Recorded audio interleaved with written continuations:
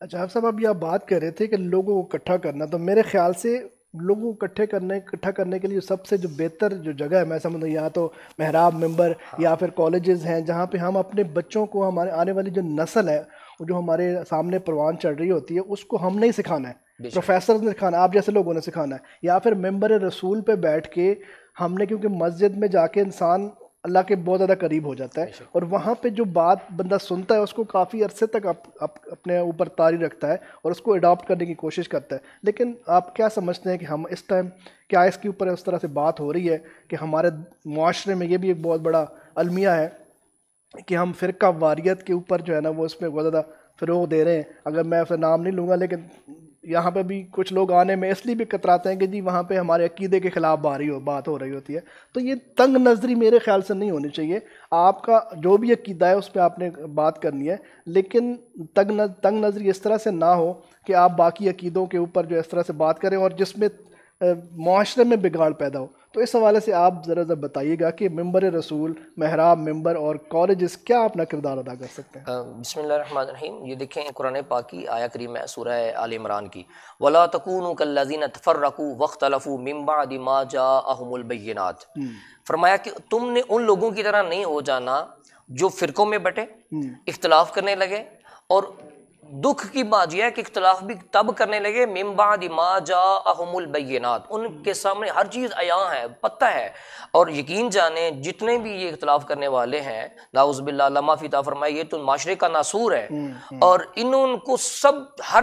ہر ایک کو پتہ ہے کہ حقیقت کیا ہے، بالکل لیکن وہ ریالٹی لوگوں تک رکھنا چاہتے ہی نہیں ہے۔ محراب و ممبر کی آپ بات کر رہے تھے، تو محراب و ممبر سب سے پہلا سٹیپ ہے، اور یہ ہمارا محراب و ممبر جو ہے، مسجد جو ہے، یہ ہمارا سوشل انسٹیٹیوٹ ہے، بالکل بحیثیت مسلمان ہم یہ وہاں سے ہی ہمارا جا ایک کے ادارہ ہے جس سے ہم نے، ہمارے معاشرے کی تشکیل ہوتی ہے، ہم معاشرے کی تعمیر کر سکتے ہیں، تعمیر شخصیت کر سکتے ہیں۔ لیکن زاہد صاحب، افسوس یہ ہے کہ ہمیں واعظین کافی مل جاتے ہیں، ہمیں مقررین کافی مل جاتے ہیں، لگے ہمیں تربیت کرنے والا کوئی نہیں ملتا۔ بالکل صحیح ہمیں کوئی بالکل ایسا تربیت کرنے والا ملے جو مسجد سے، ممبر سے ایسی آواز اٹھائے کہ لوگ، جیسے جمعے کا اجتماع ہوتا ہے، اور یہ کتنا خوبصورت ایک طریقہ ہے لوگوں کی محبت کے بارے میں فروغ دینے کے لیے، ان کی ذہن سازی کرنے کے لیے، کہ لوگ آئے ہیں آپ کے پاس آئے ہیں، تو آپ لوگوں کو اللہ اس کے رسول کی محبت میں، اللہ اور اس کے رسول کے حکم کے مطابق، قرآن و حدیث کے مطابق، قرآن و کتاب و سنت کے مطابق لوگوں کو وہاں پہ آئے ہیں، اس طرح کر کے ان کی ذہن سازی اور ان کو اوپر ادعو الی سبیل ربک بالحکمت والموعظۃ الحسنہ کے تحت اس طرح لوگوں کو سمجھائیں کہ لوگ جب مسجد سے باہر نکلے تو وہ جو لوگوں کے دلوں کے اندر ایک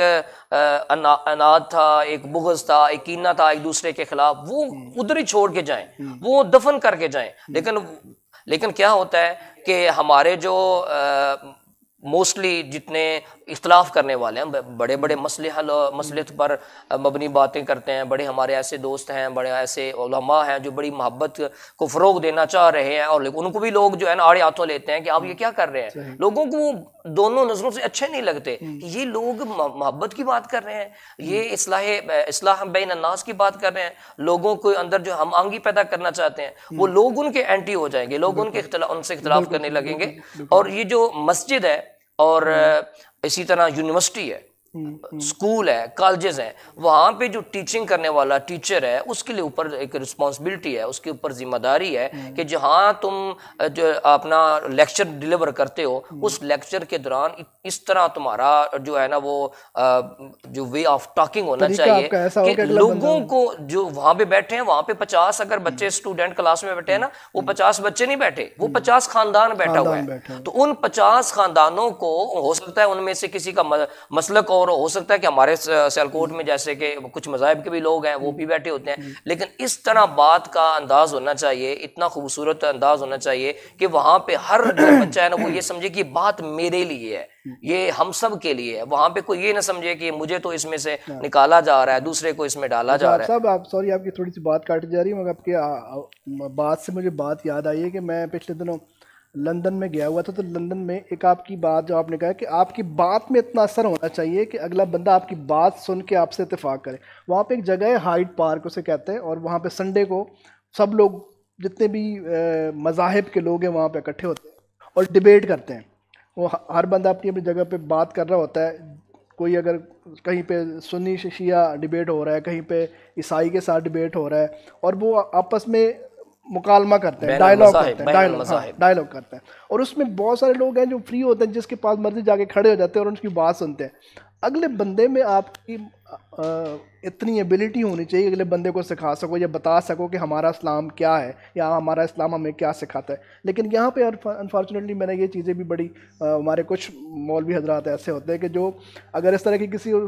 بات کرے نا تو وہ ایک دم فتویٰ لگا دیتا ہے کہ بھائی یہ تو گستاخ رسول ہے, یہ تو فلان ہے, یہ تو ڈھمکان ہے, اس کو تو یہ بات کرنی نہیں چاہیے تھی. اگر کسی کے ذہن میں کس طرح کے سوال